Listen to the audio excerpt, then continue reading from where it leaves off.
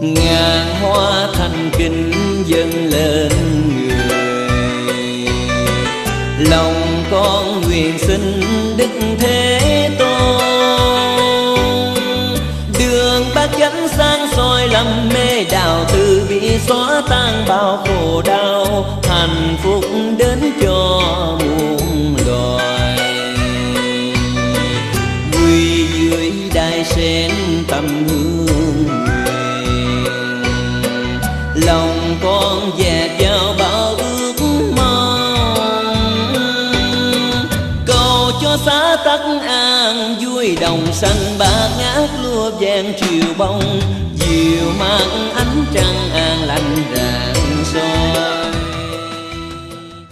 Kính lại Đức Thầy Thích Ca Mâu Ni Phật. Mô Phật.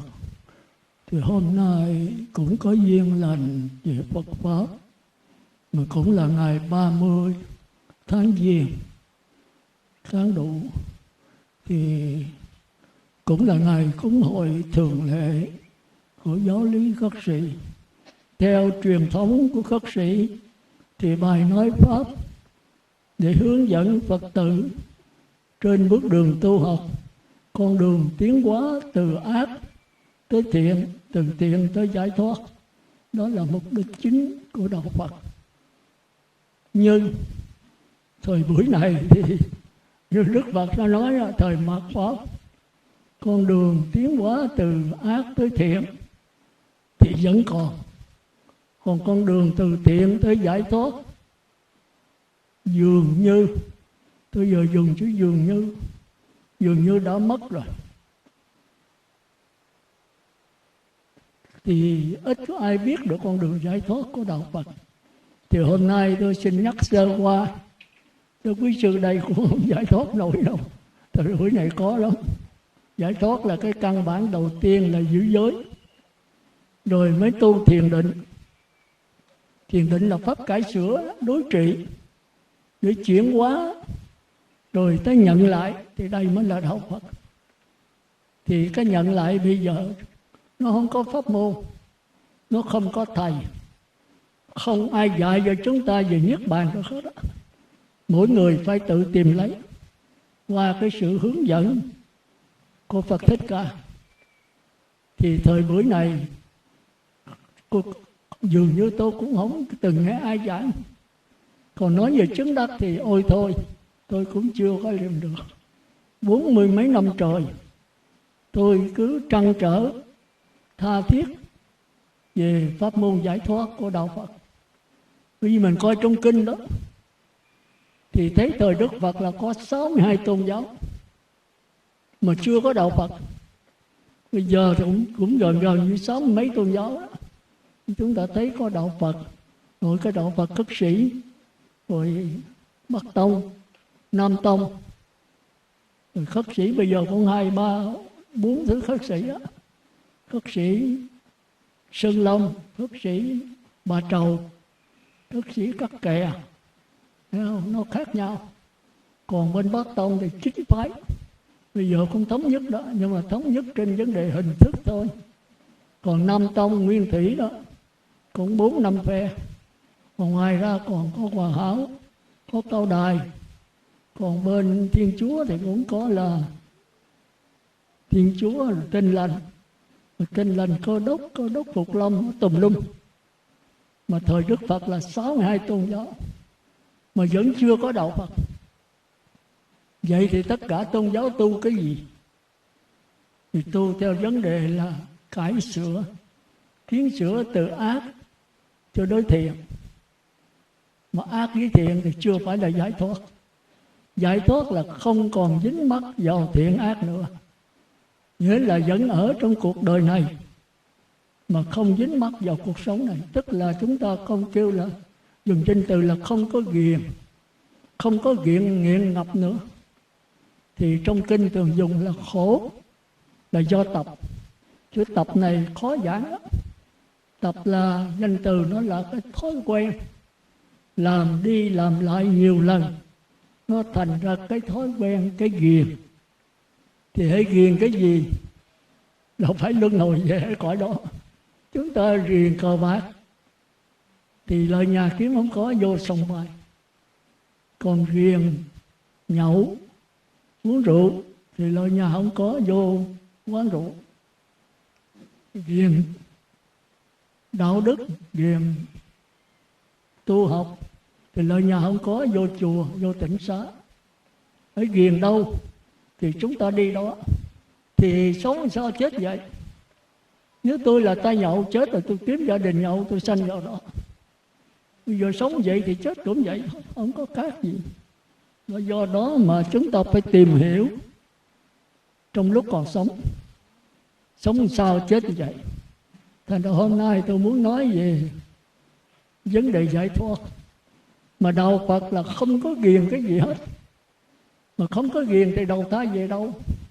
Ví dụ mà người tu mà không dính mắc vào cái gì hết, không dính mắc vào cờ bạc. Tôi nói chữ ghiền nha, chứ không phải cấm uống rượu, cấm uống cà phê. Mà đừng có ghiền cà phê. Chữ ghiền nó khác. Ghiền tức là dính mắc, là nghiện ngập. Mà tôi không ghiền cà phê thì có, tôi uống không có thì thôi. Và nếu không có là tôi quậy thì cái đó là ghiền. Thì quý vị coi cuộc sống mình, coi mình có ghiền không? Không? Mà ghiền cái ác thì không nói. Tới ghiền cái thiện. Ghiền cái thiện tức là không có cà phê, không có rượu chè, không hút sách. Nhưng mà tôi ghiền ngồi thiền, tôi ghiền nhập định, tôi ghiền ăn chay. Đó, thì mấy cái ghiền cao thượng này, có người ngồi nhập định 7 ngày 7 đêm, nhưng mà vẫn là ghiền thôi, thì chết sanh về cõi trời. Có người là bỏ hết gia đình, vào chùa tu, ăn chay trường, ăn chay ngọ, không có tiền bạc, rồi tưởng mình là cao, mình đã đắc quả, đâu có đắc gì. Đắc cái cao thượng. Mà cao thượng vẫn là cái xiềng vàng. Cái đó là cái khó nhất mà chỉ có Thái tử Sĩ Đạt Ta mới thấy được thôi. Rồi sau đó Ngài mới bỏ ngôi vua, Ngài đi tu. Đi tu rồi Ngài lại lọt vào trong cái ghiền, cái tập khí thời bấy giờ là khu khổ hạnh. Cho tới chết giấc, ngồi thiền 6 năm, 5 năm khổ hạnh. Một ngày ăn có một hột mè, không tắm, 5 năm trời không tắm. Rồi tới cuối cùng là chết giấc. Rồi sau đó Ngài tỉnh dậy. Thì Ngài biết rằng hồi đó mình làm thái tử thì thái quá. Còn bây giờ mình đi tu khổ hạnh thì cực khổ. Hai cái không cái nào đưa đến giải thoát hết. Rồi Ngài cuối cùng Ngài tìm được 2 ông thầy cao nhất ở Ấn Độ. Đó giờ Quốc Đầu Lam Phất và A-la-la. 2 ông này là cao đấy. Ông nhập thiền cho tới là mấy năm trời. Có thể nói là cả 100 năm. Sống cả 500 năm, cả 1000 tuổi. Thì ông thấy được cái cõi vô sở xứ, tức là cái cõi niết bàn tịch tịnh của A-la-hán. Mà A-la-hán niết bàn tịch tịnh là do cái sự tu chứng của người ta, chứ không phải là do cái sự đè nén. Nhưng mà khi ông đè nén tới cùng rồi, ông thoáng thấy được. Rồi sau đó nó mất. Bởi cái lối tu của Đức Phật là lối tu nhận lại cái bất tử, cái Phật tánh, cái niết bàn, là nó có sẵn từ xưa, chứ không phải do nhân tạo.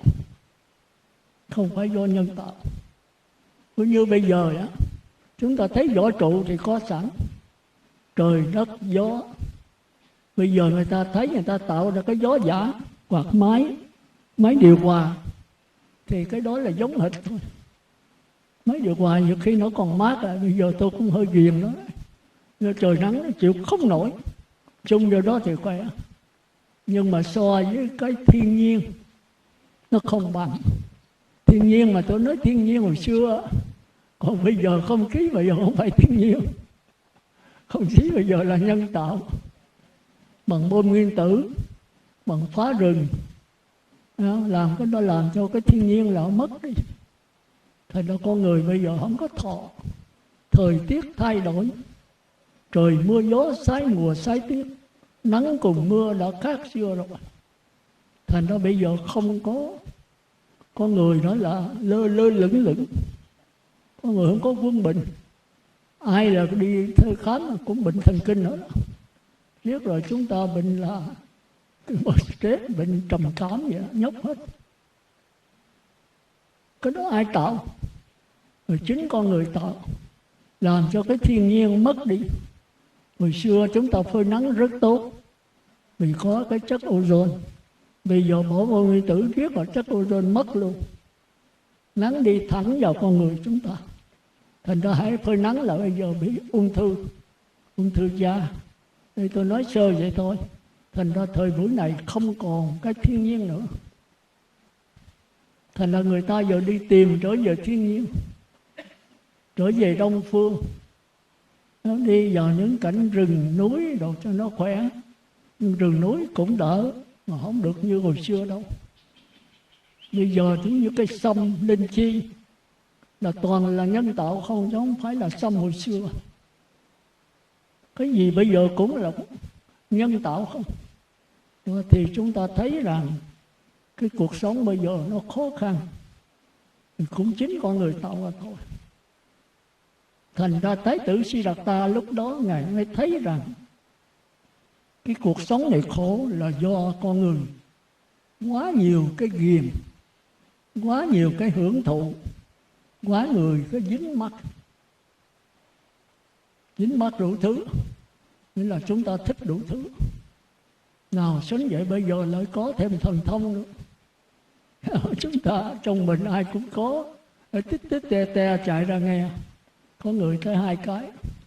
Chúng ta ở đây chúng ta có thể biết cả toàn thế giới, nhưng mà còn biết vũ trụ nữa, chưa tới đó.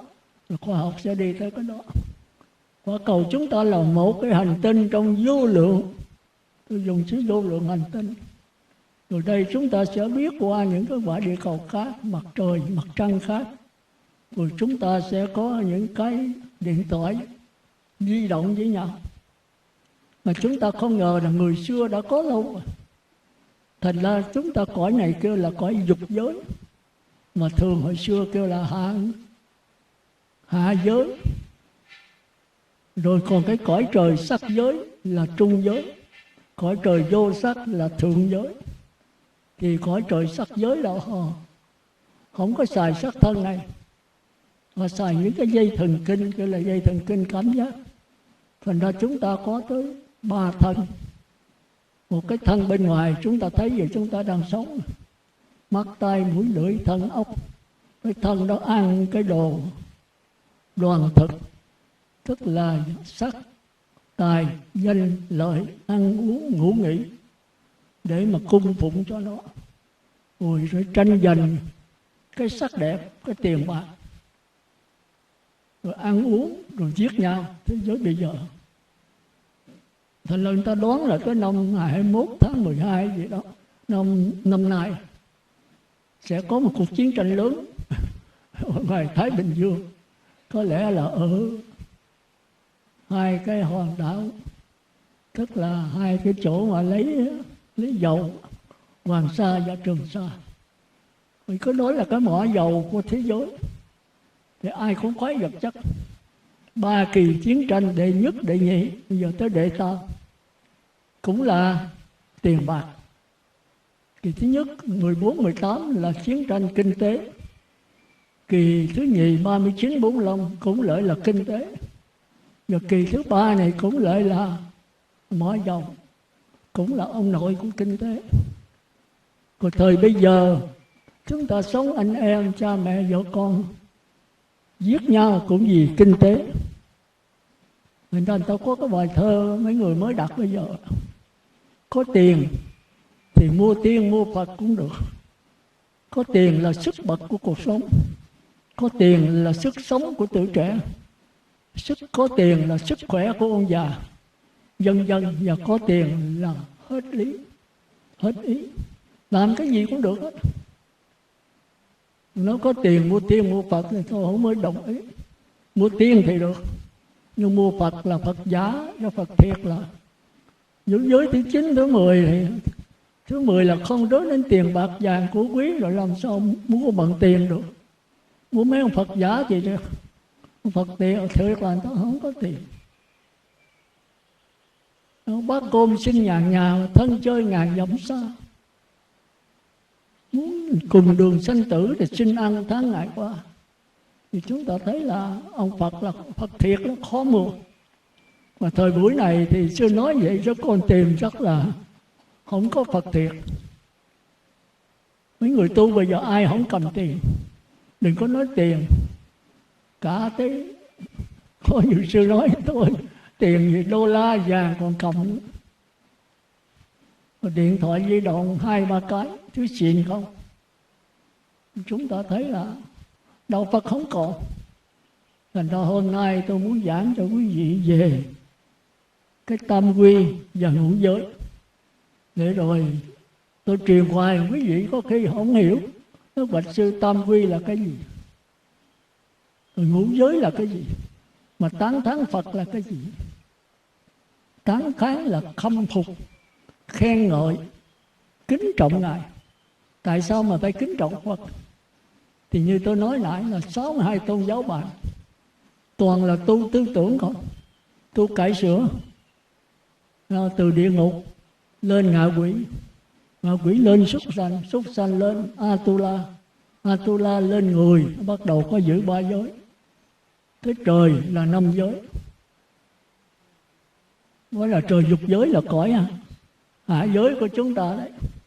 Tới trời sắc giới là 8 giới, kêu là cõi trung giới. Thì cõi này là chúng ta kêu là tiên hay là trời. Họ không có chiếm hữu bên ngoài. Họ nhập định, họ ăn cái hỷ lạc. Họ không cần ăn vật thực nữa. Họ không có sắc, không có tài, không có danh lợi, không có ăn uống ngủ nghỉ. Mà họ chìm đắm ở trong cái hỷ lạc của các dây thần kinh. Cái này tôi giảng hoài, quý vị nghe lại mấy cái đĩa trước. Cái thân thứ 2 chúng ta hiện có, mà chúng ta không để ý, chúng ta không dính mắc với nó. Thành nó qua mà chúng ta không hay gì hết. Nó qua mà chúng ta không hay gì hết. Thành ra đó là cái thân thứ 2. Vị nào có ngồi thiền á, niệm Phật đếm từ 1 tới 10, niệm Phật khỏi đếm, thì vẫn còn sống với sắc thân thứ nhất. Rồi khỏi cần niệm Phật nữa, vẫn có tiếng niệm Phật. Ngồi xuống là lắng nghe tiếng niệm Phật. Rồi mất thân luôn, chìm đắm trong trạng thái niệm Phật. Thì cái này là qua thân thứ 2 đó. Chúng ta có thể ngồi 7 ngày, 7 tháng, 7 năm, 70 năm. Càng đi sâu chừng nào thì chúng ta hiện bây giờ là coi cõi trời sắc giới, tức là trung giới. Thì chết là về đó. Bây giờ tôi thấy cũng ít ai ngồi 7 ngày 7 đêm là có. Còn 7 tháng, 7 năm, 7.000 năm thì có ở Hy Mã Lạp Sơn thì nghe nói còn. Thì mấy ngày này đó họ không có nói chuyện bằng xác thân, bằng cái miệng, mà họ nói bằng cái máy di động, mà di động của mình á, chứ không phải di động của quý vị là phải cầm tích tích tè tè. Quý vị khi quý vị nói chuyện ra đó, quý vị nói bằng cái gì quý vị biết không? Nói bằng miệng sai. Vẫn có nói bằng miệng. Cái miệng là cái cơ quan để phát ra tiếng nói. Mà điều khiển cái miệng này chính là làn sóng tư tưởng. Ví dụ nghe cái radio, đây là tiếng nói của Đài Phát thanh Trà Vinh. Ví dụ tới tiếng nói là của ống loa trật, không trúng lắm. Tiếng nói là có làn sóng. Thì ở đây cũng vậy.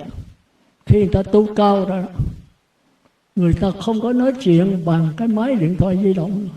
Người ta dùng cái tư tưởng người ta phóng qua. Rồi bên kia dùng cái tư tưởng cao bắt lấy. Quý vị đỡ điện thoại cũng vậy. Quý vị nói vô cái điện thoại thì nó giúp cho quý vị có cái làn sóng mạnh. Thì mấy cái đài bây giờ nó đúc đúc ở trên trời đó là nó thâu như cái đó nó truyền ra. Rồi bên kia mới cái làn sóng nó phát ra mới để cái máy bắt vô để nghe. Thành ra giờ cái điện thoại di động nó tiện nghi lắm. Thành ra giờ người ta làm những cái đài đó để kêu là diễn thông vậy. đặng nó lấy tiền quý vị. Nó làm càng nhiều thì cái máy viễn thông là nghe càng rõ. Rồi cái hãng nào nó làm nhiều thì nó bán cái máy chạy hơn. Giờ máy di động nó cũng nhiều hãng. Thì cái hãng nào mà nó làm cái đài của nó thì riêng của nó. Cho vậy thì nó làm nhiều thì máy nó rõ, người ta mua nhiều. Rồi quý vị không có gì hết. Dục cái điện thoại di động là quý vị không có nói chuyện nhau được. Còn cõi trời sắc giới họ nói chuyện bằng tư tưởng của họ. Và cõi trời vô sắc còn cao hơn nữa. Họ sống bằng tư tưởng, chứ không sống bằng cảm giác. Họ có thể là tàn hình. Họ đi từ chỗ này tới chỗ khác mà quý vị không thấy họ. Họ có thể thấy quý vị. Cứ như tôi ngồi đây mà tôi tàn hình thì thấy tôi biến mất. Chứ thật không có biến mất, tôi sẽ làm cái hình tôi nhỏ lại. Rồi tôi di chuyển mà con mắt quý vị không thấy. Thì cái đó ở Ấn Độ bây giờ rất nhiều. Nên đó người ta tu nhiều lắm. Thì thời Đức Phật đã có rồi.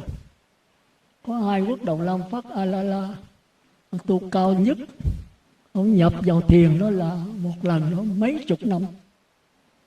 Rồi họ đi qua tới cái cõi của A La Hán, Niết Bàn Tịch Tịnh.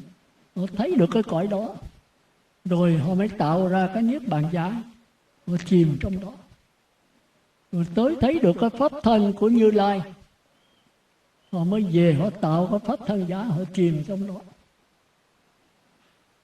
Thì cứ hàng năm như vậy, nhưng mà Thái tử Siddhartha đi tìm 2 ông thầy đó chỉ ngày tu có 7 bữa. Còn quý vị này tu tới 7-8 năm. Đệ tử cả 700-800 cả ngàn người. Ông nào nói tu 7-8 năm mà chưa đắc được. Mà Thái tử Siddhartha có 7 ngày.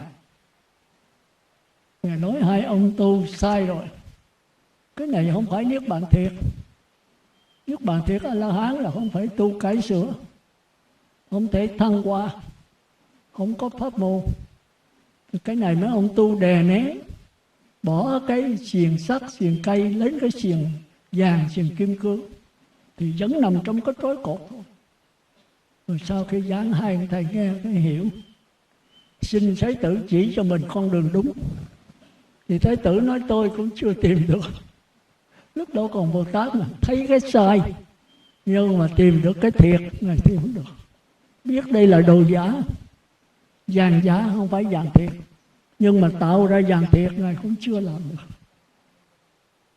Thì nói thôi giỏi lợi đi, ở đây ông kiếm hết nơi, không có chỗ nào cao bằng đây đâu. Thì Thái tử công nhận, tôi đi hết khắp cả Ấn Độ rồi.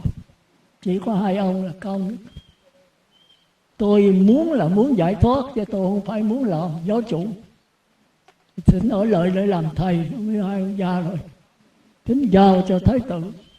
Tôi nói không, tôi không phải đi xuất gia để làm giáo chủ, mà tôi tìm cái vàng thiệt, tìm cái Niết Bàn thật sự. Nói giờ Ngài tìm không có, nên tôi tìm tự tôi. Đạo có khi ở tại lòng ta, hẳn nhờ định trí tìm ra. Xếp chân ngồi lại kiết già công phu. Cuối cùng Ngài tu khổ hạnh, Ngài chết giấc rồi. Ngài tỉnh dậy, Ngài nói hồi xưa mình hưởng thụ thái quá thì không đắc, bây giờ khổ hạnh cũng không đắc. Có lẽ phải đi con đường trung đạo. Thì Ngài xuống sông Ni Liên Kiền, Ngài tắm rửa. 5 năm không tắm, cái đó mà đem đi tưới cải là rất tốt. Tắm rồi lên, cái Ngài nhận cái sữa của Sujata, kêu mà đề hồ, sữa mà đem nấu 9 lần. Rồi uống vô Ngài thấy khỏe quá. Ngài đi dọc con dòng sông Ni Liên. Thì Ngài thấy có cái cội Bồ Đề rất là lớn, thật là đẹp, dồn ra cái dòng sông. Thì Ngài tới đó, Ngài lấy cái cỏ ma vậy đó. Ngài nguyện rằng nếu mà xương ta có mục, máu ta có khô, mà nơi đây ta không thành Như Lai, ta không giải thoát, thì ta nguyện chết ở đây, nhất định là không đứng dậy đi. Thì sau khi đó Ngài trải cái cỏ đó rồi, Ngài ngồi luôn 49 ngày, không ăn uống, không tiêu tiểu gì hết. Tới ngày thứ 49 thì Ngài ngộ, Ngài thấy được cái bất tử, thấy được cái niết bàn. Thì Ngài xả thiền ra, Ngài nói ôi thôi, tưởng đâu niết bàn ở đâu xa lạ. Niết bàn chính ở ngay trong xác thân mình, ngay chung quanh tất cả. Mà bây giờ làm sao? Chúng sanh nó đã quen tu theo pháp môn cải sửa rồi. Bây giờ mình dạy nó tu, nhận lại không pháp môn, không thầy, không đạo sư, thì nó không bao giờ tin. Nó đã ghiền rồi, mà thức ghiền thì khó bỏ lắm. Chúng ta bây giờ ghiền, mà ai nói mình ghiền cái mình cự dữ lắm. Mà ghiền cà phê rượu chè đâu còn đỡ, mà ghiền cái sắc đẹp rồi thì thôi, không có bỏ được. Sắc rồi tới tài, ghiền cái tiền bạc nữa thì cũng không bỏ được. Nói là chỉ có sống chết và chém giết á. Cũng như bây giờ thế giới đang ghiền tiền bạc, đụng tới là chiến tranh đó. Anh mà lấy tiền bạc tôi phải có bước qua xác chết tôi. Anh mà chiếm cái người yêu tôi, người đẹp của tôi, phải bước qua xác chết của tôi. Ai mà khuyên cho nổi. Chúng sanh đó có một cái ghiền nặng nhất là sắc, người nam. Cái ghiền nặng nhất đối người nữ là tiền. Anh phải anh đen nhưng đồng tiền anh trắng. Thì người nữ bây giờ chúng ta thấy Việt Nam mình nghe tới Việt kiều là khoái lắm, vì có tiền. Có người phải bỏ chồng mà đi theo, còn người nam thì háo sắc. Thì chúng ta thấy là nước mất nhà tan là cội vợ đề tróc gốc, cũng là do cái sắc đẹp. Thái tử Siết La rồi sau khi xả thiền nó nói ôi, cõi đời này khó độ lắm. Chính Ngài cũng ghiền đấy, mà Ngài dám dứt. Mà lúc mà đi tu đâu phải dễ. Ngài xin vua Tịnh Phạn 3 lần, vua không cho. Rồi cuối cùng vua mới thấy là con mình nó cứng lắm, chút rồi nó cũng trốn đi thôi. Ngài mới lo quá, Ngài mới hỏi hết các quan, không ai trả lời được hết. 3 lần Ngài tức, Ngài nói mấy ông mà 7 bữa nó không trả lời cho tôi cách chức hết, đuổi ra dân hết. Nuôi quân, nuôi quan mà muôn đời mà xài có 1 giờ thôi. Thì cuối cùng mấy quan mới hội họp lại, mới đưa đề nghị cho ông già. Mấy người mà 100 tuổi, 100 mấy chục tuổi đó, mấy người đó kinh nghiệm, tôi kêu là dưỡng lão khất ngôn, nuôi mấy người già để xin lời nói. Thì mới đề nghị ông vua mời hết mấy ông lão lại họ. Thì cuối cùng có một ông lão 100 mấy chục tuổi, ông đưa tay, ông nói tôi với bệ hạ không có thể cầm thái tử được đâu. Con chim đại bàng này đó thì mấy ngài cầm bao nhiêu rồi nó cũng bứt đứt hết, dầu có xiềng sắt cũng bứt đứt. Tôi chỉ có một kế cuối cùng nữa thôi, mai ra có thể cầm thái tử được, đó là sợ tóc. Chỉ có sợ tóc là còn thái tử được rồi. Sợ tóc có người đàn bà. Thì cuối cùng ông vua mới thấy có lý, rồi mới cho hay 9 nước. 9 ông vua 9 nước, những người nào mà đẹp nhất đó đi cho thái tử lựa. Rồi cuối cùng là thái tử bỏ hết. Cuối cùng có Sujata là đẹp nhất trần gian. Thái tử bị cột, siêu trước cái sắc đẹp của Sujata, của công chúa Dạ Du Đà La. Rồi thôi, Ngài mới đeo cái nhẫn của Ngài, cho hết rồi, lấy cái nhẫn đeo cho công chúa. Rồi từ đó là sơ tóc cột Ngài cứng ngắc. Chúng ta thấy thái tử là con người dữ nhất đó, thế mà vẫn bị cột. Rồi sau thời gian là có một đứa con, thì ông vua thấy cầm thái tử được rồi, mà không ngờ không cầm được. Tới rừng sanh đứa con đầu lòng đó, thì ông vua mới hỏi thái tử đặt tên là gì. Thái tử hay tin có đứa con Ngài vừa vui mà vừa buồn. Tại sao lại vui buồn lẫn lộn? Vui là có người nối dòng, buồn là mình sẽ bị cột nữa. Nếu mà không bỏ công chúa đi đó thì sẽ có thêm 2-3 đứa nữa. Thì chừng đó làm sao mà giải thoát được. Đó, thì ngài nghĩ tôi bây giờ phải đi thôi. Thì ông vua mới là 3 ngày tiểu yến, 7 ngày đại yến. Thì do cái yến tiệc này nào mà Thái tử mới chán ngại. Cái cô còn trẻ đẹp, môi son má phấn, mà yến ẩm này kia, rồi rượu trà, rồi tối cái 11, 12 giờ khuya nằm lăn lóc ở trên nền cung điện, mồ hôi mà hám nhễ nhại, tiếng là cái mùi rượu, mùi mồ hôi nực nồng. Thái tử thấy là chính cái lỗ cống nó đang chảy, mà nói ôi, con người đẹp là do sửa soạn bên ngoài, chứ thật sự nó chỉ là những cái lỗ cống để mà thoát ra thôi. Thì cuối cùng là ngài nói mình phải đi thôi, mình phải đi.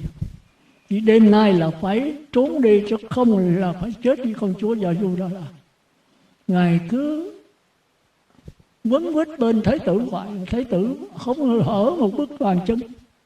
Có ban đêm ngài ngủ quên nữa thì có thể trốn thoát.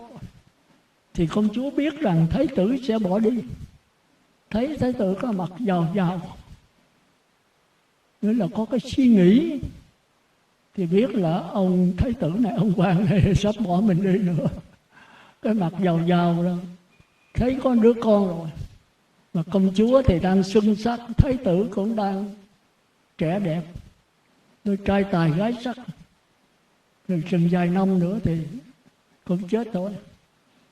Đó thì cái mặt ngài giàu giàu, công chúa mới quấn quýt bên đâu hoài, không có rời nửa bước. Có bằng đêm đi ngủ rồi thôi. Thì Thái tử nói đêm nay mà ta không đi là ta không đi được. Nhưng mà đi sao? Thành là nó có hàng rào hết. Thì Thái tử mới đánh thức ông Sa Nặc với con Kiền Trắc nó phóng một cái là cầu mấy chục thước, hàng rào ăn thua. Rồi ngài nói Kiền Trắc, Sa Nặc đi với ta. Sa Nặc thức dậy hỏi đi đâu, thì ông cứ phóng qua tường đây rồi tính. Ngài mới lại thăm vợ thăm con, hung con, rồi mới dỗ về vợ. Công chúa thì nhậu đã rồi, ngủ say mê. Thì lúc bấy giờ mấy ngàn nó ngâm bài thơ là em hãy hy sinh hạnh phúc mình để anh tìm đạo cứu nhân sinh. Tình ta thì nay đẹp mai không đẹp, lưu luyến làm chi một bóng hình. Nay thì đẹp thiệt, em là gia nhân, anh là trai tài tử sắc đẹp. Nhưng mà chừng vài chục năm nữa em cũng thành bà già lộn khom thôi. Thì đó mà ta nay đẹp thì mai không đẹp. Mà cái đạo quả chưa thành thì em cũng như ba người, anh cũng như bao nhiêu khác. Cũng anh ông già lụng cũng đi ba chân đó, cũng mắt lờ tái điếc, da mỏi gối dùng. Làm sao thoát được cái sanh, cái già, cái bệnh, cái chết. Thì cái này là Ngài đã đưa ra hỏi vua Tịnh Phạn rồi. Vua Tịnh Phạn không cho đi tu. Thì Ngài nói con nghe hết cha dạy sao con xin nghe vậy. Nhưng mà cha giải quyết cho con 3 vấn đề, thì con xin nói lợi với cha. Thì vua cha nói con muốn xin cái gì cha cũng thỏa mãn, nếu mà cha có quyền, cha là vua mà. Thì Ngài xin, một là cho con trẻ mãi không già, hai là con sống mãi không chết, ba đó là cho con khỏe hoài đừng có bệnh. Vua Tịnh Phạn nói trời ơi, cha cũng nằm trong cái đó con, ai mà thoát khỏi cái đó được. Ông nói con sẽ đi tìm thoát khỏi cái đó. Nếu không thoát được thì kể như cha con không gặp mặt nữa. Còn nếu thoát được con sẽ trở về độ cha, độ cung điện, độ tất cả thần dân. Vua cha không cho. Thì cuối cùng bây giờ Ngài phải dùng con ngựa Kiền Trắc bay qua khỏi thành. Rồi đó 6 năm tìm đạo đó thì Ngài mới tìm ra cái bất tử. Thì Ngài thấy bất tử là do chúng sanh khổ. Thật sự không có khổ. Khổ là do gì? Chúng sanh ghiền tập đế, do chúng sanh dính mắc. Mà ai không dính mắc? Trời sống cuộc sống này không có vấn đề làm sao sống. Mà đạo Phật là đạo không có vấn đề. Không có vấn đề, sư sức thưa không ăn, sư không mặc, sư không ở, sư không bệnh sao? Thì đó là vấn đề. Chúng ta lầm đạo Phật. Chúng ta lầm đạo Phật. Đức Phật này cũng ăn, cũng mặc, cũng ở, cũng già, cũng bệnh, cũng chết vậy. Nhưng mà tại sao Ngài tuyên bố là đạo Phật không có vấn đề? Có vấn đề, chính vấn đề là khổ. Già chết, ai không già chết. Nhưng mà đừng có chống lại cái già chết. Thì cái đó mới là vấn đề. Bệnh ai không bệnh. Vì giờ lớn tuổi rồi, thời tiết thay đổi thì phải bệnh. Nhưng mà mình không muốn bệnh. Cái này mới là vấn đề. Ăn thì có bụng đói, ai không đói, đói thì có ăn. Nhưng mà không. Tôi muốn ăn bò 7 món à, có vấn đề. Ăn cơm thì được rồi. Nước thì khác, thì uống nước chính, nước khoáng được rồi. Không. Muốn uống cà phê, muốn uống bia. Vấn đề. Cái đó mới kêu là cái tập đế. Là cái ghiền, cái dính mắc. Mà có dính mắc thì phải tìm để thỏa mãn. Mà tìm thì phải đầu thai trở lại nữa. Mà chúng ta có bao nhiêu cái dính mắc? Tôi đố quý vị biết đó. Sự thấy mình dính mắc đủ thứ. Sắc, tài, danh, lợi, ăn uống, ngủ nghỉ. Rồi dứt bỏ cái này thì dính mắc vào cái hỷ lạc của cõi trung giới. Thì cái này là cõi xúc thực. Không có ăn bằng cái này, mà ăn bằng cái cảm giác. Cái thân thứ hai. Bây giờ vượt lên cao nữa, bỏ luôn cái ăn hỷ lạc, thì bằng cái bị cái tư niệm thực cõi trời vô sắc. Ăn bằng cái tư tưởng, tưởng tượng thân mình là hư không, hoàn cảnh là hư không, cái tâm là hư không, rồi chìm đắm trong cái hư không vô biên. Hư không vô biên thì nó vẫn có khuôn khổ, vẫn là tan hoại thôi. Bây giờ khoa học công nhận là hư không là vật lý, chứ nó không phải là bao la. Rồi tới thức vô biên. Thức vô biên là A Lại Gia, cái này vô lượng vô biên thiệt đó. Nhưng mà còn biến chuyển sát na. Mà còn biến chuyển thì còn vọng với trơn hòa ổn. Nhưng mà làm sao mà đạt cái đó được? Cái đó là cái hồn nhiên của vũ trụ. Mà mình tạo ra thì cái tạo ra là nó thuộc về nhân tạo. Thì nó phải có khuôn khổ, phải có không gian, thì phải có ngoại. Còn cái kia là phi không gian. Còn nếu bàn tịch tịnh của La Hán là phi không gian, phi thời gian. Bây giờ mình lại tạo ra cái tưởng tượng phi không gian, phi thời gian, thì vấn ngoại đó. Thành ra niết bàn tịch tịnh La Hán với cõi phi tưởng của Như Lai thì giống hệt mà không giống. Thành ra ông Quốc Lầu Lâm Phất A La La mới lọt vào trong cái này. Thái tử Siêu Ta đi vô tới đó, Ngài nói ôi hai cái này không thể dùng tư tưởng, dùng điều kiện mà tạo ra. Bởi vì nó là thế giới phi điều kiện. Nó không có không gian, không có thời gian. Rồi làm sao dùng không gian, thời gian mà tạo nó được? Như cái lặng lẽ này, quý vị làm sao lặng lẽ? Hay làm sao thì không lặng lẽ được? Xung quanh chúng ta toàn là một cái sự yên tĩnh lặng lẽ, mà chúng ta đâu có nhận được. Ta nhận được cái ồn ào. Vì khi mà mình có cái âm thanh thì mà nghe được cái âm thanh lớn thì mà nghe lớn, âm thanh nhỏ thì mà nghe nhỏ. Không có âm thanh thì mình không nghe. Thì đó là cái thế giới của chúng ta. Còn thế giới Đức Phật cũng vậy. Có âm thanh lớn thì âm thanh nó lớn, chứ cái nghe tôi không có lớn. Tôi nghe được âm thanh lớn. Có âm thanh nhỏ thì âm thanh cái tiếng nhỏ, còn cái nghe tôi không có nhỏ. Nó cũng vậy thôi. Một khi tất cả âm thanh lớn nhỏ im bặt đi, không còn nữa, thì cái nghe tôi vẫn còn, sao lại không nghe được? Cái này có ai nhận được đâu. Cái này không có thầy chỉ dạy, do mình tự ngộ. Khi tôi muốn khởi phân biệt cái này đẹp, cái này xấu, cái này người ta, cái này con chó, thì đó là tư tưởng phân biệt. Rồi khi cái óc này hư rồi, tư tưởng không phân biệt nữa, thì cái biết tôi vẫn còn. Tôi biết là tư tưởng đã hư. Khi sắc thân này còn, tôi biết sắc thân còn, thì cứ biết tôi vẫn vậy thôi. Rồi khi sắc thân chết, tôi biết sắc thân chết. Cái xác thân chết thì cứ biết tôi đâu có chết. Cái đó đâu có ai dạy mình, phải tự mình trăn trở. Thì tôi nói là dễ, nhưng mà sự thật không phải dễ vậy đâu. Quý vị tu chết mồ chết tổ đó, xưa là không ai nhận được cái này. Mà chính tôi là trăn trở, tôi cũng không biết giảng làm sao. Cuối cùng tôi mới gặp được cái Thủ Lăng Nghiêm. Nghiêm Đức Phật, cái bộ kinh đó rất là hay. Tôi mới hiểu con đường Bát Nhã. Chứ hồi xưa Bát Nhã tôi hiểu lâu rồi, nhưng mà tu là tôi không biết cách tu. Tới giờ tu mà tôi cũng sợ lạc hoài. Giữa tư tưởng Bát Nhã nó giống hệt nhau, giống hệt nhau. Mà chúng ta ghiền quen rồi, chúng ta trở lại tư tưởng. Tư tưởng nó có cây gậy, nó có cái giò lái làm cho mình yên ổn nữa.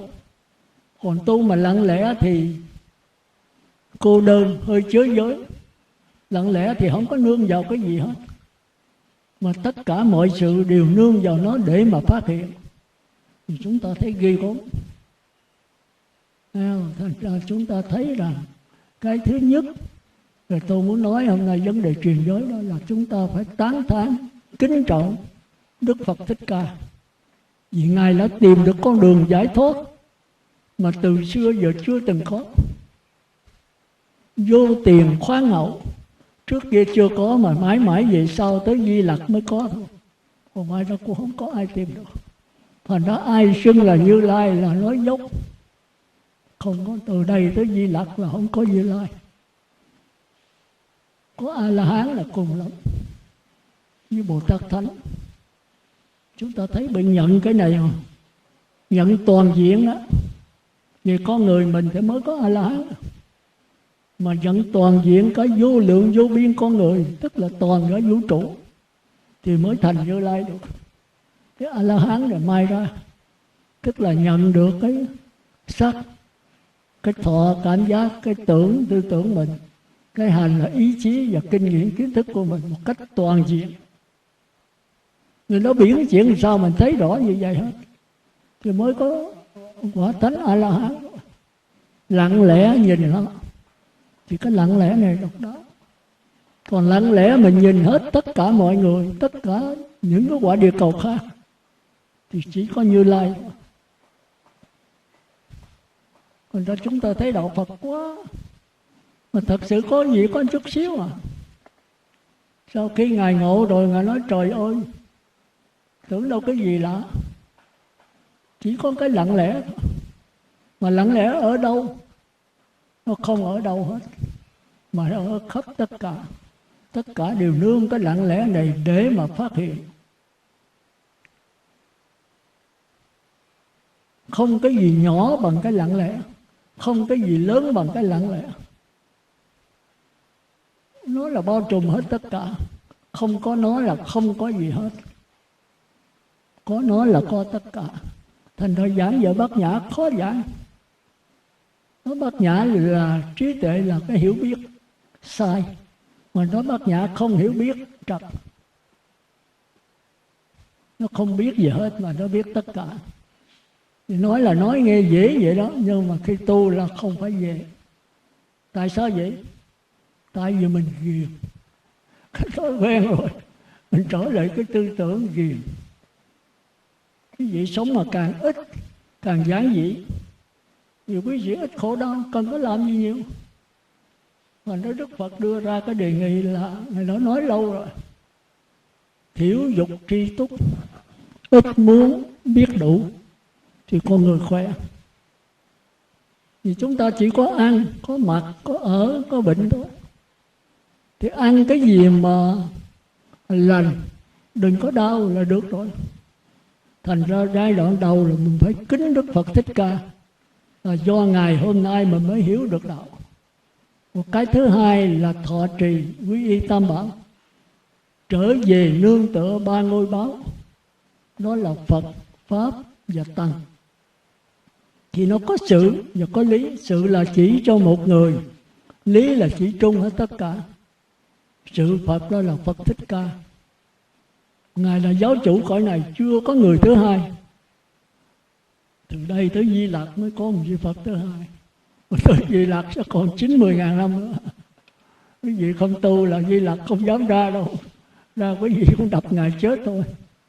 Chừng nào quý vị tu hết thì Đức Phật hiện, còn không tu là Ngài không. Khi nào học trò nó chịu học đó thì thầy giáo mới lợi dạy, còn không là vô nó đập ông thầy giáo luôn. Bây giờ tôi thấy học sinh đánh thầy giáo, mà thời tôi không có vụ đó đâu. Tôi sợ thầy giáo muốn chết, tôi cũng đừng làm thầy giáo. Phật đây là Phật Thích Ca. Pháp đây là lời Đức Phật Thích Ca giảng về cái cuộc sống này. Sống làm sao đừng dính mắc. Thì chính Ngài không dính mắc, Ngài giảng giờ không dính mắc. Chúng ta tưởng đó là đạo Phật ở trên 9 tầng mây, chết rồi mới hiểu nước bàn. Không có vụ đó. Đạo Phật là bỏ cuộc đời này đi vào rừng, đi vào chỗ thanh vắng để tu. Không có vụ đó. Chính cuộc đời là niết bàn, chính cuộc đời là địa ngục, chính cuộc đời là thiên đường. Thiên đường là ở tâm chứ không phải ở cuộc sống. Trong cái cảnh này có nhiều người chịu không nổi, buồn teo vắng tẻo. Mà có người này thấy là niết bàn, có người thấy là cõi trời, có người thấy là địa ngục, rồi vô đây ở tù. Thì cái đó là nói về cái sự. Phải 4 vị tỳ kheo sắp lên, thấy không? Sống hòa hợp với nhau. Còn cái lý đó mới là quan trọng. Phật là người nào thấy được cái Phật tánh toàn diện, không dính mắc vào trong cuộc sống này, đó là Phật. Không phải mình Phật Thích Ca. Ngài là đầu tiên thấy được, rồi Ngài chỉ cho mình thấy được thì bằng với Ngài. Mà thử tu coi có bằng được không. Nói thì nghe dễ mà tu mệt lắm. Rồi Pháp là cuộc sống. Ai sống trong cuộc sống không dính mắc thì đó là Pháp. Nên nhớ là Pháp của võ trụ khác, Pháp Phật Thích Ca khác. Pháp võ trụ như tôi nói là nó có sẵn từ ngàn xưa rồi. Từ trong đó mình sanh ra rồi mình khổ đau. Rồi Ngài mới ngồi thiền 49 ngày, Ngài nhận được nó. Ngài mới nói ra, thì cái nói đó là Pháp của Phật, có sau Phật. Còn Pháp võ trụ là tự nhiên nó có. Ngài bao giờ cũng vậy. Thành ra chúng ta có hai cái Pháp, Pháp võ trụ và Pháp nhân sinh. Nhân sinh đó là thấy được Pháp nhân sinh thì đắc La Hán. Nhưng mà không thấy Pháp võ trụ. Thấy Pháp võ trụ thì đắc quả Như Lai. Đại khái là vậy. Thành ra từ A La Hán đi tới Như Lai là cũng còn phải thị hiện vô lượng thân vào vô lượng cõi. Có A La Hán là độ cái thân này thôi, còn Như Lai là độ vô lượng thân. Đại khái là vậy. Thành ra Phật đây là cái Phật tánh, Pháp đây là cuộc sống này. Bất cứ ai, nam nữ già trẻ trai gái heo chó gà vịt, tôi đã nói luôn còn súc sanh đó, chúng ta nên nhớ Phật đã thể hiện con sư tử Chúa, con nai Chúa, con khỉ Chúa, con voi Chúa. Nó vẫn là Phật như thường. Phật là ở tâm chứ không phải ở hình tướng. Còn Bồ Tát thì thôi thể hiện vô lượng thân. Có khi thể hiện người cùi, có khi thể hiện người ăn mài, nó đủ thứ hình thức hết. Nhưng mà cái đó không quan trọng, quan trọng ở cái tâm bên trong. Vậy thì Phật Pháp tăng về sự thì chỉ có Phật Thích Ca thôi. Pháp là cái lời giảng Phật Thích Ca. Giảng về cái gì? Giảng về cái bát nhã không dính mắc. Còn những Pháp nào dạy về cải sửa dính mắc thì không phải là Phật Pháp. Chúng ta phân biệt rất dễ. Pháp nào nói về bát nhã, sống được cuộc đời này mà không dính mắc thì đó là Pháp của Phật. Còn chỉ mà cải sửa để mà tránh, còn dính mắc mà dính mắc cái cao thượng thì đó là Pháp người trời. 62 tôn giáo đã có.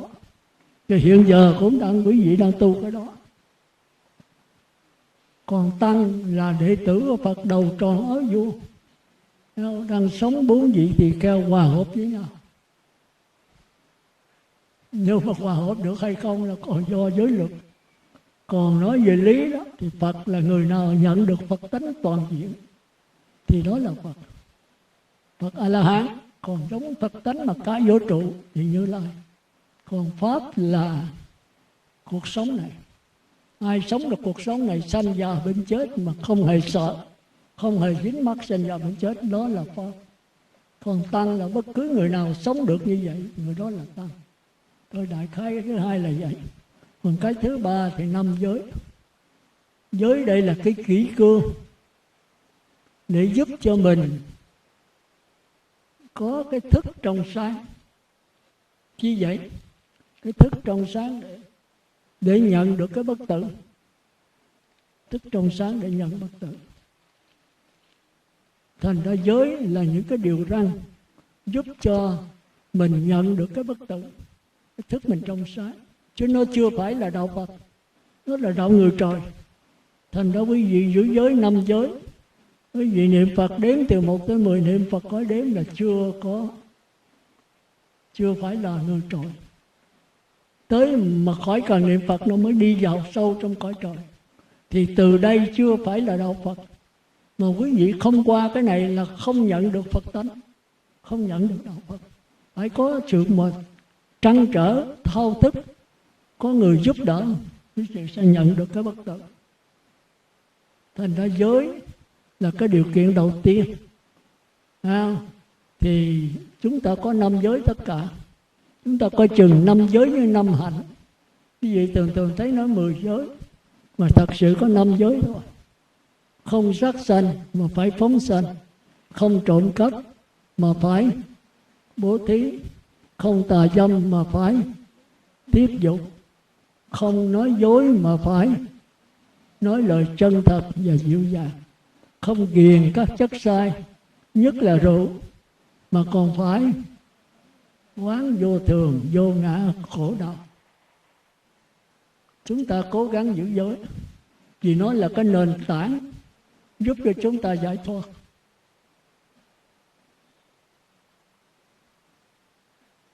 Thì tôi thấy bây giờ rất là khó giữ giới. Nếu không là quý vị sẽ đau khổ. Ngay cuộc sống hiện giờ đau khổ. Rồi người ta còn hâm rằng tới ngày 21 tháng 12 là sẽ tận thế. Có người dùng cái tận thế nó giải thích 2-3 cách khác nhau. Có người nói tận thế là chết hết những người ác, còn những người thiện. Có người nói tận thế là quả địa cầu này tan luôn. Những linh hồn nào tốt thì sanh về quả địa cầu khác. Linh hồn nào xấu thì tan nát ra các bụi, trở về địa ngục ngạ quỷ súc sanh, để làm cuộc luân hồi trở lại. Thì vô cái lượng cách giải thích. Thành đâu giờ quý vị thọ giới nhiều lắm. Lại hỏi tôi bạch sư thọ giới con khỏi chết không? Tôi nói rồi, nếu không thọ là khỏi chết không? Nó tận thế tới rồi. Nếu mà con thọ giới con tránh cái tận thế này được không? Tôi nói giờ tận thế chết hết mình, ông sống ông chịu không?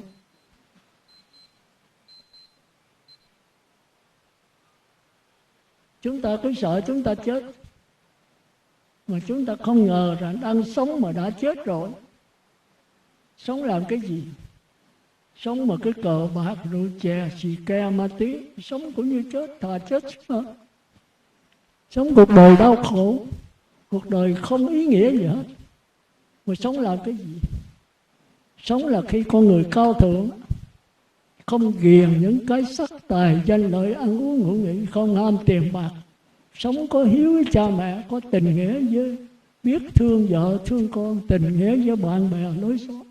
Cái này mới là đáng sống. Nhưng mà đạo Phật còn chưa chịu á. Mình còn thương cha, thương mẹ, mình còn thương vợ con thì còn dính mắc. Mặc dầu nó cao thượng thì cũng Vu Lan sắp tới rồi. Chúng ta có hiếu là một cha một mẹ thôi. Chúng ta thương vợ thương con mình thôi. Còn cha mẹ người khác mình không thương, con người khác mình không thương, thì xã hội không trách mình được. Nhưng mà đạo Phật còn nhỏ hẹp, không giải thoát được. Còn dính mắc cái gì là còn đầu thai vào đó. Dính mắc cái cha mẹ mình, vợ con mình, rồi mình xếp sau sanh lợi lòng cha mẹ vợ con nữa mà chưa chắc. Bây giờ tôi làm làm cha thì cô có con, mà nếu tôi thương con thì khi con tôi chết trước rồi, tôi sanh lại vào con gái tôi để tôi làm con nó. Rồi có khi mình làm lại làm chồng của con mình, có khi lại mình làm vợ của con mình. Lộn xộn vậy, không có đầu đuôi. Bởi vì khi đã ghiền rồi thì mất trí, đâu còn đụng đầu chui đó. Để làm sao được cái thỏa mãn cái ghiền thôi. Chúng ta để ý là chúng ta thấy đạo Phật rất hay trong đó. Khi một con người ghiền rồi con người không có từ chối cái gì hết, miễn làm sao thỏa mãn được cái ghiền của mình thôi. Thành ra nếu mình thương vợ mình, khi mà chết rồi thì kiếm mấy đứa con nào ở trong gia đình mình về nó để gần vợ gần con. Rồi mình ghiền đó quá rồi sao mình ghiền mình sanh lợi làm, mình đâu có biết gì nữa, mà lấy con của mình, lấy con gái của mình. Rồi chúng ta phải hiểu mà lúc sống mà mê rồi, ấy ghiền là chúng ta kêu là mê. Mà mê rồi còn có tỉnh gì đâu mà đụng đâu chui đó. Thành ra Đức Phật mới mát cái ghiền. Thành ra chúng ta không hiểu Vu Lan báo hiếu thì về là tâm hiếu là tâm Phật, đạo hiếu là đạo Phật. Sai. Tâm hiếu là tâm trời, đạo hiếu là đạo trời. Một kiền liên đó, tâm hiếu là tâm Phật. Thì chúng ta phải mở rộng cái lòng, cái tình thương, cái từ bi ra tất cả mọi người. Cho đến cỏ cây, súc vật cũng thương nó nữa. Rồi biết đâu con chó, con heo này không là cha mẹ mà kiếp trước. Nếu mà ông Đô Đề gì đó, ông chết rồi ông tiếc của, ông sanh làm con chó, ông giữ lại cho con. Chỉ có Đức Phật mới thấy, nói ông là con cha trong gia đình, ông tiếc của, ông phải sanh một con chó. Con chó nó nghe, nó biết, tuy là không biết nói, nhờ lòng biết nghe. Nó vô nó buồn so, và không ăn không gì hết. Ông con mới thấy, mới hỏi, gia nhân mới nói, có cái ông Cầu Đàm đi ngang, ông chỉ nó, ông nói cái gì. Ông mới ra trận ông làm. Đức Phật nói cái đó là cha ông. Ông nói ông chết với tôi ạ. Ông nói bậy nói bạ không có được. Chó gì mà cha tôi. Ông không tin, ông về ông nói nhỏ với nó. Ông vuốt cái đầu cho nó êm. Ông nói cha ơi cha giấu cái hũ vàng ở đâu, cha chỉ cho con. Thì nó chỉ cho ông. Thì thiệt, lại nói cái nó nghe. Nó không biết nói mà lòng nó biết nghe. Nó lợi ở dưới cái chân giường chỗ nó, ông ngủ mà lần nó vào. Thì ông mới đào xuống dưới có cái hũ vàng. Thì ông mới tin Đức Phật ra, ông lại xin sám hối. Từ đó mới bắt đầu tu xuất gia, sau mới đắc quả La Hán được. Thì chúng ta thấy có đức của Phật ai biết hết. Bây giờ chúng ta sanh ra đời không có gặp Phật, không có biết cái gì hết, khổ. Thì thôi tôi nói sơ thôi. Thành ra giới thứ nhất là chúng ta phải giữ giới cho kỹ, 5 giới. Rồi năm cái sau là 5 cái hạnh. Giới thì dễ giữ mà hạnh khó gìn. Giới thứ 6 ngồi ghế cao nằm rộng. Thứ 7 nghe xem hát múa. Thứ 8 trang điểm phấn son. Thứ 9 ăn xá giờ. Thứ 10 không rớ đến tiền bạc vàng của quý đồ trang sức. Cái này là của người xuất gia. Quý vị thấy giờ có ai xuất gia không? Nhưng cả thế giới không còn mấy người xuất gia. Người nào cũng có tiền bạc vàng, xài đồ sang không? Xài điện thoại di động, rồi có ông lái xe hơi nữa. Thành ra chúng ta thấy đạo Phật mất rồi. Tìm ông Phật thiệt không có đâu. Nó có tiền là mua tiên mua Phật là đúng. Ông Phật đó dễ mua. Cứ thảy tiền ra là ông dính à. Cá cắn cầu. Thành ra cuối cùng Đức Phật giảng hay. Có 5 giới à. Còn 5 cái sau là 5 cái hạnh. Người tu phải có hạnh. Tôi đậu trọc bây giờ tôi vô quán tôi ngồi ăn thịt bò 7 món rồi mấy bạn. Cái cô cười chết luôn. Tôi leo cái võng tôi nằm tôi đu đưa vậy thôi. Cái đầu trọc này mà vô trong quán mặn món nhậu rồi ăn bò 7 món có gì được. Mà mấy ông mặc đồ Tây này được. Vô mấy ông ăn đồ mặn gì đó làm gì là không ai nói. Cái đầu trọc mà áo vàng vậy làm sao được. Rồi đâu có bây giờ mấy ông khất sĩ mà dám vô quán đâu. Ôm cái bát đè tè đi xin ăn à. thì chúng ta thấy cái hành sinh ăn cao thượng vô cùng, nó ít ai biết. Rồi cuối cùng Đức Phật mới nói còn có một giới nữa. Mới độc đáo, tôi thấy đạo Phật 5 giới 5 hạnh, rồi tới 8 giới 10 giới, rồi tới 250 giới, rồi sư cô là 348 giới, cuối cùng còn có một giới. Thì cái ông gì đó cư sĩ, ông đi xuất gia, rồi vô cái cho ông thọ 5 giới, thời gian là 8 giới, rồi cái 10 giới cho ông 250 giới. Ông xá rồi còn sinh ra đời, con ở ngoài 5 giới con giữ còn không nổi, rồi 8 giới là con muốn chết rồi, 10 giới rồi giờ 250 giới thôi cho con hoàn tục, con giữ không nổi. Từ kheo năng nỉ quá, cái lực ở đây vậy đó. Ông vô nhờ có tăng chúng ông giữ được. Con giữ hình thức cái tâm con nó không có an. Con còn nhớ vợ nhớ con đây mà bây giờ biết 250 giới. Rồi con nhờ có cái hình thức chư tăng thì con kính, nhưng mà con giữ hoài không nổi đâu. Nó đánh lô tô trong bụng, nó nhớ tiền nhớ bạc, rồi nó nhớ vợ nhớ con, rồi nó nhớ ba mới đồ ăn mặn. Rồi cuối cùng thì kheo khuyên không được, ông ra đời. Rồi ông quên xin bạch với Đức Phật, rồi vô Đức Phật chứng minh cho xuất gia. Bây giờ về quên năng nói với ông già, nó vô lễ Đức Phật. Đức Phật hỏi con có buồn cái gì không? Nó không, con chỉ nói giữ giới con giữ không nổi thôi. Hồi đó giờ có 5 giới con giữ muốn chết, như mấy ông đây 5 giới giữ chết luôn. Cho 8 giới 10 giới bây giờ 250 giới giữ không nổi. Đức Phật nói gì cho ông có buồn gì khác không? Nó không. Bây giờ thôi Thế Tôn cho ông giữ 1 giới nha. Vậy thì được. Có vụ đó sao Thế Tôn 1 giới được sao? Rồi nói được chứ. Bây giờ Thế Tôn cho ông giữ 1 giới nữa. Nói vậy thì con hỏi lại.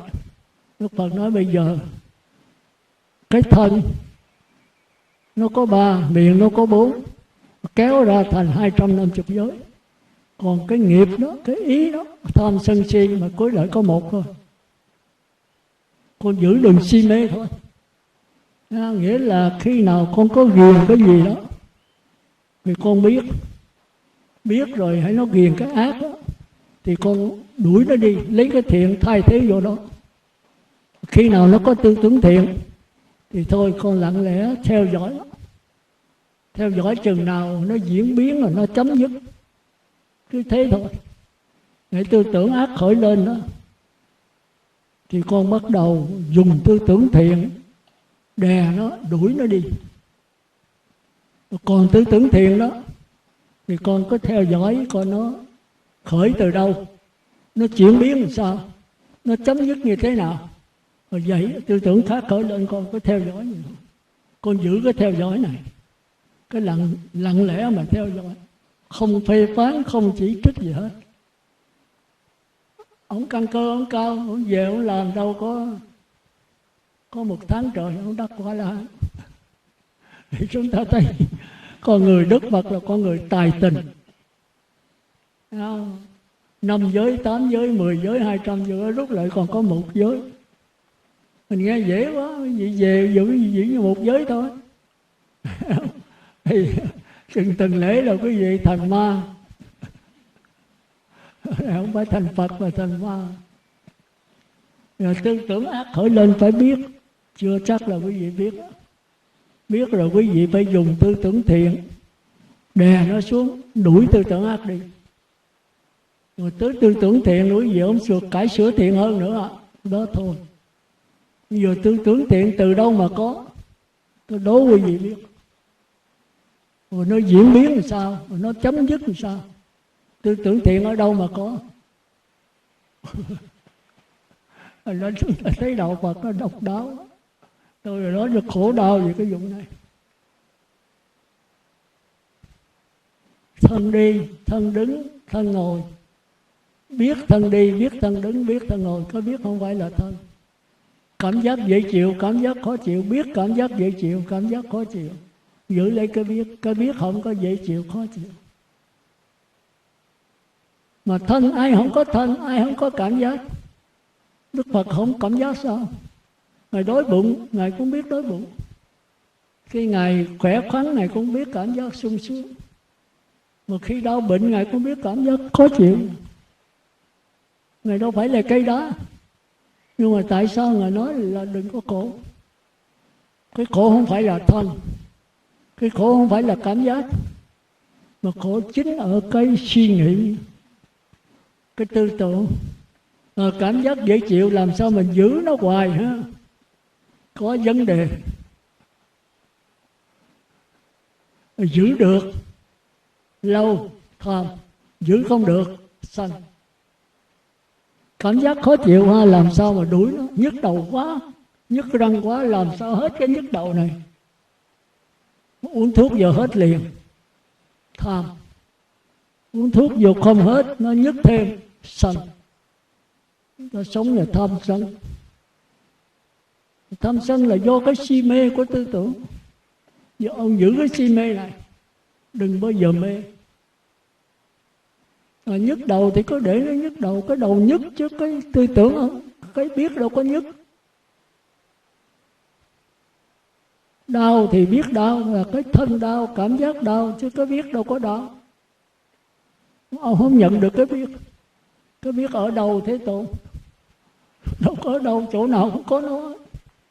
Ông mà tỉnh táo, ông đừng chấp sắc thân này thì nó hiện.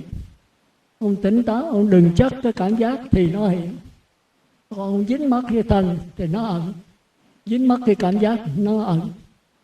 Ẩn thì không phải là mất, mà ở đó tại mình không chú ý nó thì nó mất. Thôi đại khái vậy ha. Vậy thì năm giới bữa khác tôi giảng lại nữa. Giảng thì nghe nó dễ quá, nhưng quý vị thực hành tôi cho quý vị hết kiếp này đó. Chắc là 50 năm, 30 năm mà quý vị làm được tôi chịu. Tôi xưng làm sư phụ tôi đó. Bây giờ quý vị muốn qua cái đó, quý vị phải niệm Phật đếm từ 1 tới 10, niệm Phật khỏi đếm. Chưa làm được. Khỏi cần niệm Phật, vẫn có tiếng niệm Phật. Quý vị phải tha thiết, trăn trở, mai ra nhận được. Mà không nhận được thì thôi, không có cách nào nữa đó. Thì cái này là cái nợ của tiền kiếp, nó khiến cho mình không có nhận được. Rồi đó, cái trăn trở là có người có, người không có. Có người là giữ giới rất kỹ, tu rất chín chắn, mà không nhận được cái bất tử. Vì cái ghiền họ rất là di tế. Mà hãy ghiền á thì cái Phật tánh có bất tử nó ẩn, mà không ghiền thì nó hiện. Chứ đừng đi mong đi tìm nó, mong đi tìm nó tức là ghiền. Ghiền cái Phật tánh, ghiền cái bất tử. Mà ghiền thì nó ẩn ngay. Chừng nào không ghiền cái gì hết thì nó sờ sờ ở đó. Khó ạ, chúng ta thấy nó khó. Thành ra chúng ta thấy ông Ngọc Lam với Thượng Trị Hoàng đế. Thượng Trị hỏi nói Phật ở đâu? Cái bất tử, cái niết bàn ở đâu? Trước mắt bệ hạ. Sao trẫm không thấy? Nó bệ hạ có cái ngã, nó che lấp bệ hạ, thành ra cái Phật tánh nó ẩn. Tôi nói vậy chứ còn quốc sư có thấy không? Ông tôi đọc tới chỗ này tôi kẹt á. Trả lời sao? Ngọc Lam trả lời rất hay. Người nào không có ngã thì người đó sẽ thấy Phật tánh sẽ hiện. Người nào không có ngã thì cái Phật tánh có bất tử sẽ hiện. Chứ ông không nói ổng bất cứ người nào.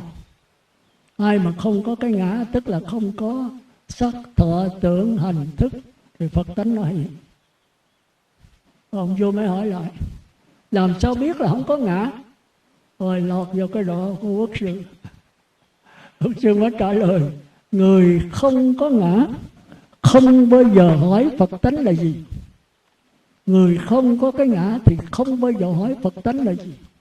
Còn người hỏi Phật tánh là gì là người đó có ngã. Nếu bà hạ cởi trên mình trâu, bà hạ không bao giờ hỏi trâu. Còn bà hạ hỏi trâu là bà hạ ở mình trâu, bà hạ không hay biết gì hết. Thì có như không. Thượng Trị không nhận được. không nhận được. Nó khó lắm. Cũng như mà Triệu Châu hỏi Nam Tiền, Phật tánh là gì, niết bàn là gì, bất tử là gì, thì ông nói là bình thường tâm là bất tử, là niết bàn. Bình thường tâm tức là cuộc sống ăn mặc ở, bệnh sức ngủ sống chết, đó là niết bàn. Nó nói vậy thì con vô đây tu chi? Thầy nên nhớ là con vô hồi 7 tuổi, bây giờ 17 tuổi 10 năm rồi, thầy không có dạy con cái gì hết. Nói sao con nói kỳ, thầy dạy con mỗi lúc chứ. Con dâng cơm thầy nhận, con đưa nước thầy nhận, con muốn đi rửa bát thầy đưa chén bát cho con rửa, con muốn giặt y thầy đưa y cho con giặt, đâu có giấu con cái gì đâu. Ông nói trời đất, như vậy thì ai ở nhà ông ăn mà có bệnh nó khác. Con ăn mà con không biết ăn, con giặt y mà con không tỉnh thức. Ông nói tỉnh thức niết bàn là vậy đó sao thầy? Giờ thầy định nghĩa cho con đi, niết bàn là gì? Phật tánh bất tử là cái gì? Ông nói nếu vừa muốn định nghĩa thì không còn niết bàn nữa. Phật tánh mà không thể dùng tư tưởng mà diễn tả được. Ông nói không diễn tả làm sao con biết? Thì Nam Tiền mới nạt. Phật tánh niết bàn không thuộc về biết hay không biết. Nếu không biết là địa ngục, còn biết là ngạ quỷ, súc sanh, người, trời dục, giới sắc, giới vô sắc. Con muốn cái nào? Con không muốn cái nào hết. Con không muốn dính mắc vào cái nào hết. Thì không dính mắc đó là Phật đấy con. Có vậy thôi. Cái gì thành Phật hết chưa? Thành Phật rồi không? Phật đây là Phật đất đó. Thì thôi, tôi xin tạm dừng ở đây. Để kỳ tới chúng ta giảng qua cách khác. Giảng từng nào mà quý vị đụng tới cái A-la-hán rồi mới thôi. Thì cái Phật tánh nó khó diễn. Thì phải diễn tới, diễn lui. Có những cái thí dụ tạm cho nó hấp dẫn. Còn không là nó khó hiểu. Thì tôi mong quý vị đầu tiên là cũng phải quy y Tam Bảo, thọ trì 5 giới. Rồi bắt đầu ăn chay là cái đầu tiên. Rồi từ đó chúng ta đi lần lần tới cõi trời. Rồi chúng ta phải có sự bền bỉ, tinh tấn để đi tới giải thoát. Trăn trở, đừng bao giờ thối chuyện. Thì trước sau gì chúng ta cũng phải đi tới giải thoát thôi. Cái nợ nần vô lượng kiếp nó theo đòi mãi. Mà mình cứ bền bỉ hoài, chúng ta nhớ là duyên án triệu thố theo đòi tới 9 kiếp. Rồi cuối cùng ông cũng bền bỉ, ông cũng trả được thôi. Trả là chỉ có một kẻ đó mà theo ông là 9 năm trời. Ông phải đau khổ vô cùng để rồi mới đi tới giải thoát. Thôi tới đây xin tạm dừng nha. Vậy thì trước khi dứt lời một lần nữa, tôi xin cầu cho pháp giới của chúng ta cũng như toàn thể pháp giới chúng sanh đều chống giảng sanh cực lạc và thành Phật đạo. Nam mô A Di Đà Phật.